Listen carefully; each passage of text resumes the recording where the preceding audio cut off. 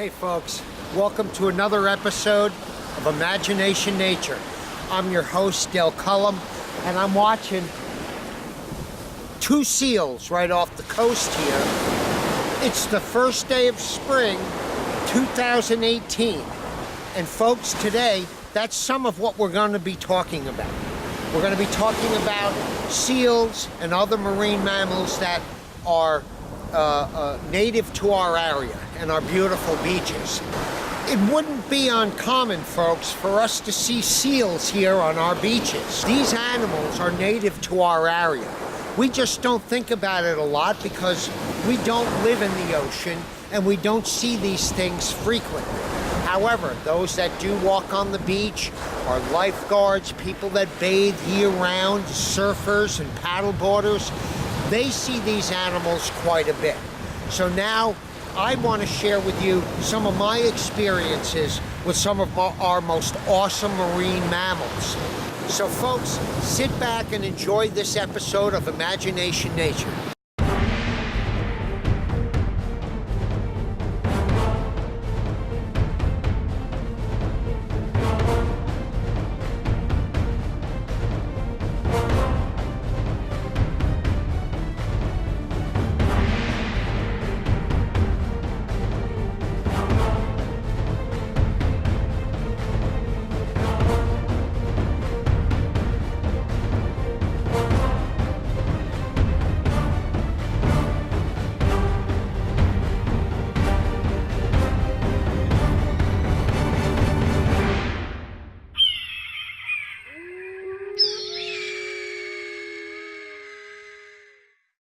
We're very fortunate here on the eastern end of Long Island to have an abundance of magnificent wildlife, both terrestrial and our marine mammals.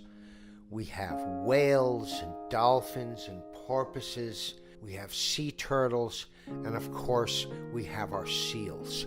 And that's kind of what I want to start talking about. The whales, the dolphins, and the porpoises are from a specialized order of mammals called Cetacea or Cetacea. However, seals are in a family of their own called pinnipeds. Pinnipeds are carnivorous, fin-footed marine mammals. There are 33 species of seals worldwide, both from the polar areas of the Arctic to the tropical waters. The largest is the southern elephant seal, which could grow up to 13 feet and weigh over 2 tons, while the smallest would be the Galapagos fur seal, which grows to a length of 4 feet and weighs an average of 65 pounds. While in the Galapagos filming several years ago, Billy Strong, the Green Explorer, and myself were fortunate enough to get a real close-up look on some beautiful Galapagos fur seals. In 1972, Congress passed the Marine Mammal Protection Act. So it's important to make clear that even though we're just going to be talking mainly about the seals in our area, all our marine mammals are protected under this Federal Protection Act. Let's just give you some general knowledge. First of all, the males are called bulls and the females cows. The babies are called pups. Both seals, sea lions, and walruses are pinnipeds, although they differ in physical characteristics. Obviously, we know that the walrus has the enlarged tusks. But what makes a sea lion different than a seal? Well, sea lions are brown. They bark loudly. They can also use their front large flippers. They can reverse them and use them to walk on land. And most of all, sea lions have ear flaps. Seals have smaller flippers, and they have claws at the end of their fins. They wiggle on their bellies on land, not being able to use those fins to hold them upright or walk at all. Seals have the awesome and unmatchable ability to hold their breath underwater for up to 2 hours. How do they do this? They also happen to be an animal that has more blood within their body than other animals. And since blood cells hold oxygen, It allows some of these seals to hold their breath underwater for up to 2 hours and dive into the deepest parts of the water to forage for food. All seals native to Long Island are what we call true seals. Some of the familiar seals here on the eastern end of Long Island would be the harbor seal, the gray seal, the harp seal, the hooded seal, and the ring seal. The ones that we are most familiar with here in East Hampton are both the harbor and the gray seals. Harbor seals must spend a great deal of time on shore when molting, which occurs shortly after breeding. That's usually when we see them on our beaches, lying in the sand. The maximum lifespan of a harbor seal, if it can reach maturity, is about 30 years old for a male. A female can run a little bit higher, maybe up to 36. Another interesting fact about seals is, after they haul out onto a rock, if they are undisturbed, they can actually achieve full sleep, just like humans, by shutting down both sides of their brain. Seals can also rest in the water, but need some level of consciousness, and like whales and dolphins, they shut down only half of their brains at a time. So let's talk about the gray seal, aka the Atlantic seal, or the horsehead seal. Bulls in the eastern Atlantic can grow anywhere from 8 to almost 11 feet and weigh up to 680 pounds. The cows, however, are a bit smaller. They range up to about 6.5 feet and between 220 and 420 pounds. Males are also darker in appearance than females. Gray seals feed on fish, but they don't feed every day.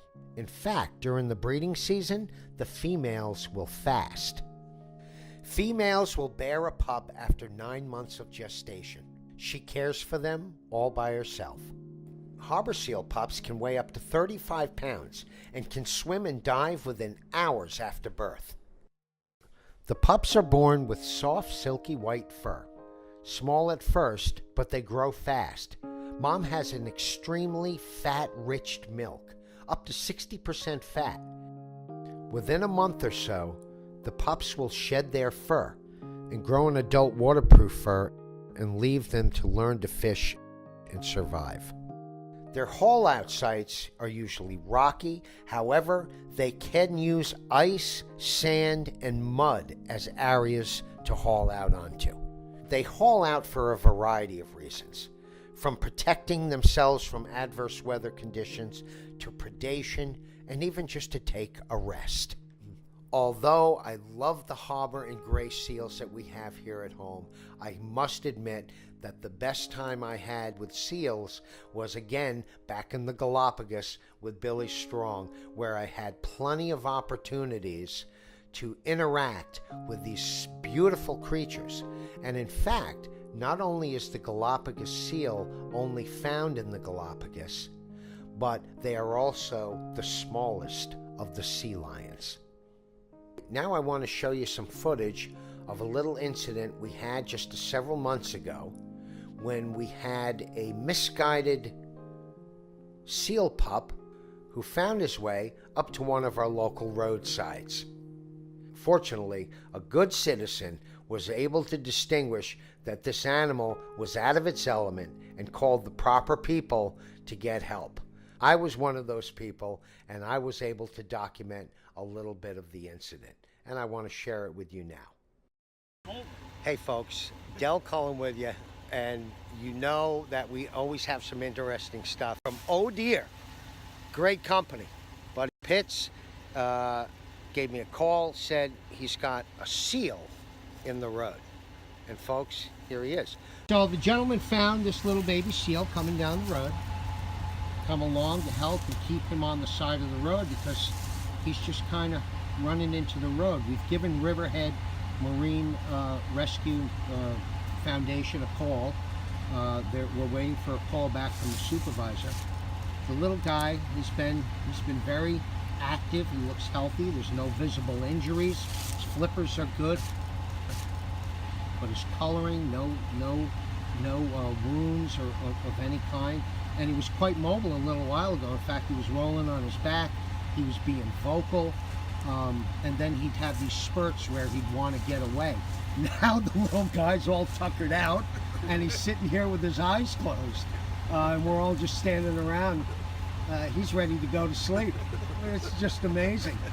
But he's just a little guy, and he's lost. And we're going to wait and see what the Riverhead Foundation has to say. Or perhaps they're going to want to come down and check him out. The biggest mystery is how he got here. We're down on Bendigo Road in Amagansett. We've got the water to the south is more than 500 feet through thick brush. And the Devon Yacht Club is down the road, not too far either, but at least a couple tenths of a mile, if not more.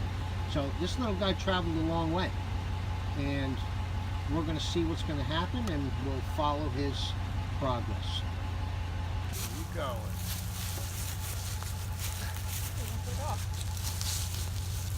Stay here, buddy. Go back to sleep. No. Okay.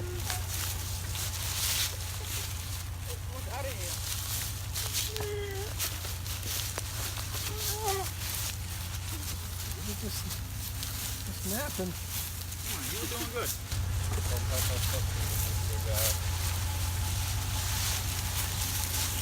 You know, maybe I wonder if he's not just trying to get back to the water. Right? Might be the case.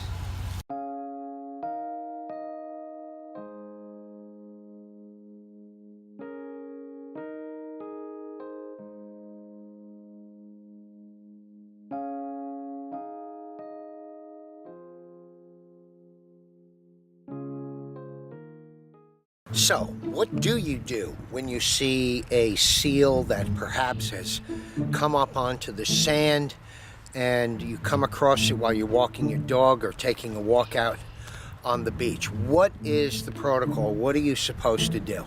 Well, first of all, we recommend that you stay at least 50 feet away from the animal, and ask others to do the same. If the seal reacts to your presence, then you're probably too close. Try to give that animal space, and don't allow pets or dogs of any kind to get near these animals when they're on the beach. They can be quite dangerous and if confronted in an aggressive manner, and both of the animals will end up getting hurt. It's not uncommon for these animals to come up and beach themselves on the shoreline.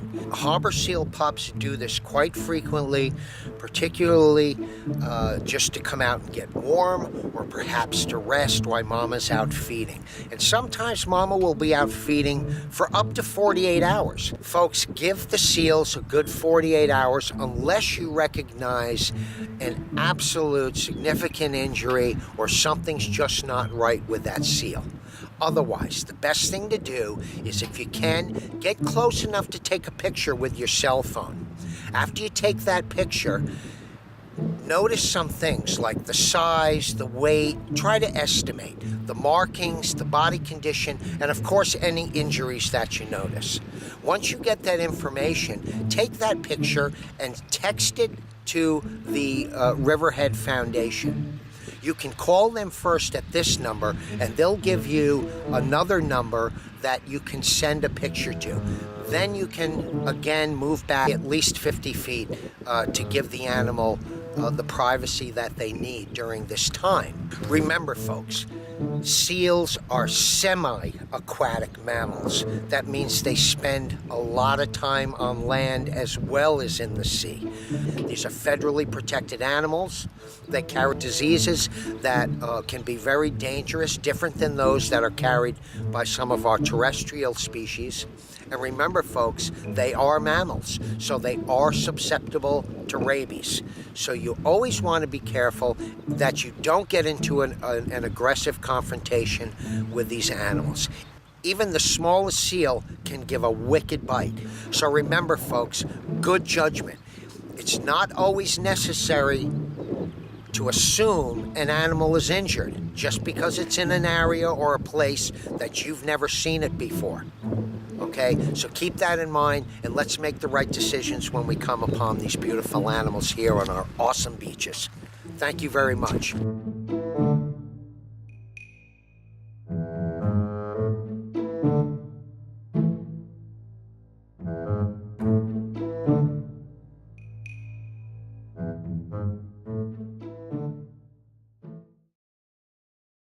Now a little bit about dolphins and porpoises. There are 32 dolphin species worldwide. That doesn't include the 5 closely related river dolphins. There are only 6 porpoise species. These two animals are often confused with each other. Dolphins and porpoises simply differ in faces, fins, and body shapes. They both are highly intelligent creatures and are both beautiful marine mammals. The dolphin fish, which is also called the mahi-mahi, can also be confused when discussing a dolphin. But the dolphin that we most commonly see out here, besides the common dolphin or the striped dolphin, would be, of course, the bottlenose dolphin. Dolphins have the longer noses with bigger mouths. Their teeth are cone-shaped. They have a more curved dorsal fin, and they have longer, leaner bodies. This is a picture of a porpoise. You'll see that the porpoise doesn't have a longer nose. It has no beak, as it's called. Their dorsal fin isn't even similar at all. It's more triangular rather than the curved dorsal fin of a dolphin. Now, here's another one I'll throw at you real fast. The killer whale. The killer whale isn't a whale at all. In fact, it is the largest member of the dolphin family. Once again, Billy Strong and I were fortunate during our Galapagos expedition to get up close with several killer whales underwater off the shore of Isabella Island.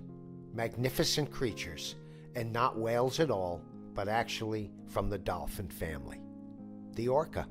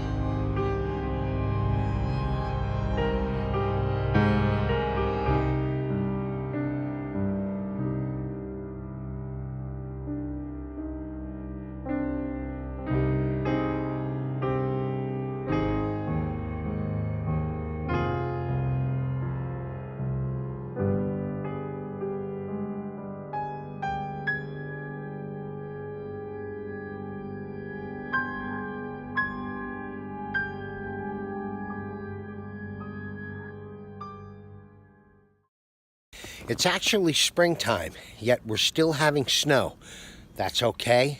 The animals are prepared for spring. Many of them are already starting to have babies, and a lot of the rehabilitators are up and running and in full force. So all is well. I think there's some interesting things that folks should know if they're out hiking in the woods and they come across an animal that you may think needs help, when in fact it's perfectly fine. And by separating them or by taking the animal thinking it needs help, you can end up doing more damage than you anticipated. And remember, folks, wildlife matters.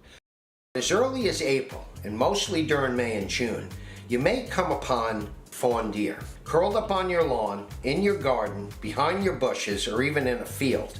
You might think the deer has been orphaned, but actually that's usually not the case. The first 3 weeks of a fawn's life, it can't really keep up with mom so well. And rather than risk confrontations with predators, mom will direct the baby to lay still in one spot and await her return for nursing. The baby does not have a scent yet, so unless a predator walks right up on the infant deer, the chances of the fawn being found is pretty slim. Most importantly, mom may leave her fawn for up to 10 to 14 hours before coming back to nurse her young. That's important, folks, because if you come upon a deer, the best thing you can do, once it passes a checklist of some of the things I'm going to tell you about now, the proper thing to do is to leave the deer alone and observe it in another 10 hours. If the animal is still there, then you might want to call a rehabber. If the animal is gone, well, that's what we were hoping for, and we know that the animal was fine and just waiting for mama's return. Here are some of the things to observe when you come upon a fawn that you think may have been orphaned. Is the fawn lying quietly? Well, don't be alarmed if the fawn makes no move to even run when you approach. They're a prey species. Instincts alert them to remain quiet and still in the hopes that the predator will not notice and move on. Is the fawn wet? This could mean that the fawn has spent the night in a spot and is now covered in dew. This is actually unnatural and could mean that the fawn has been orphaned. So I would contact a rehabilitator at that point. Is the fawn wandering and crying? When a white-tailed fawn is vocal, it is usually near panic mode. A vocal fawn is usually an orphaned fawn. If no doe has approached the fawn, call your local rehabilitator. Is the fawn covered in ants or in flies? Any healthy fawn will not allow dozens of insects to crawl, bite, or lay eggs on it. If there are more than a dozen insects on the fawn, that's my key to know that there's something wrong. Multiple ant bites can cause swelling and irritation to their sensitive skin. If the fawn's eyes are swollen shut, it will need medical attention. So call your rehabilitator. Was the fawn found in or near a road? Sometimes white-tailed fawns appear left behind when crossing roads, as they're not fast as mama, like I mentioned before, and they're not used to the feel of the pavement. Best thing to do is check to see if there's a dead doe nearby. If there is no doe visible, she is most likely hidden on the other side of the road awaiting her fawn. Simply help the fawn across the road in the direction it was heading. Is the fawn injured? That's most important and the easiest thing to determine. Allow at least 10 hours for the fawn to remain undisturbed before checking in with a rehabilitator, preferably overnight. White-tailed deer are crepuscular, which means they are most active during the dawn and dusk hours. Folks, that should give you plenty of information, so once again, please spread the word to as many people as you know, because this is a problem that us rehabilitators deal with quite often during the spring.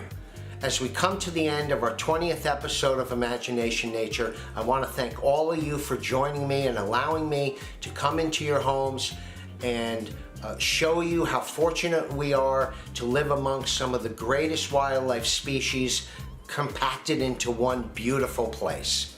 Folks, I hope I've been able to educate you on some of the more enjoyable facts of our beautiful wildlife, and I hope to continue to make programs like this so we can all better understand how to live with our wildlife species rather than try to figure out ways to get rid of them. Let me please leave you with this final clip from a very special friend of mine who works for the Evelyn Alexander Wildlife Rescue Center and is a wonderful wildlife rehabilitator, and she's got a very, very important and special message for you that I think you're all going to enjoy. So, Adrienne, take it away. And again, everyone, thank you very much, and we'll see you on the next episode of Imagination Nature. Hi guys, my name is Adrienne. I am a wildlife rehabber for the Evelyn Alexander Wildlife Rescue Center. Here I have a red fox that is native to Long Island.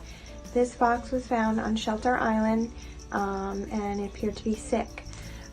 We don't know exactly what's going on. We hope that it's not blind, but right now we are feeding these two. They get fed 4 times a day. And that's why it's important that you bring them in to a wildlife rehabber who has experience.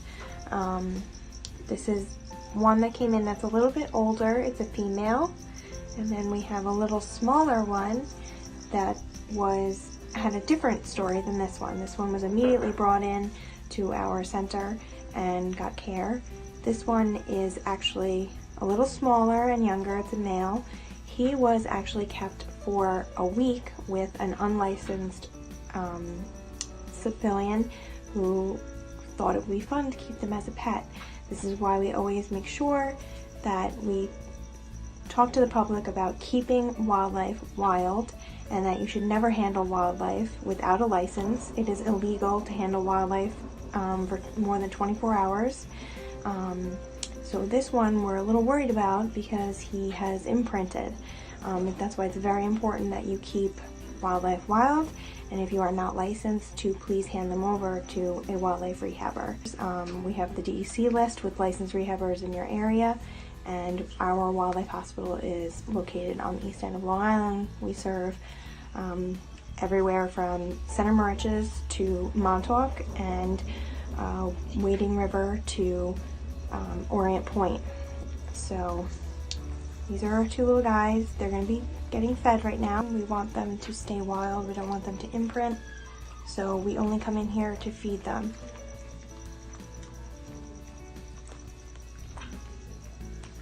Right now they are only on formula. They are not at the point where they're eating solid food.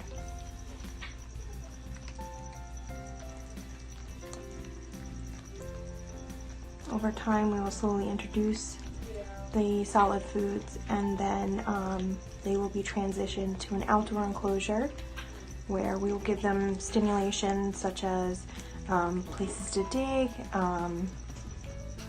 some outdoor materials, leaves, branches, sticks,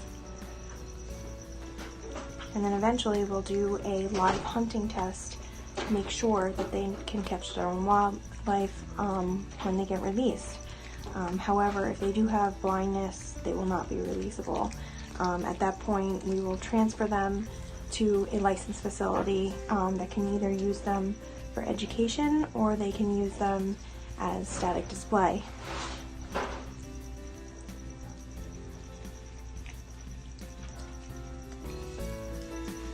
And there you go. So, in conclusion, please keep wildlife wild and always reach out to a local rehabber that's in your area if you ever come across any wildlife, and we will give them the best care we can. Thank you.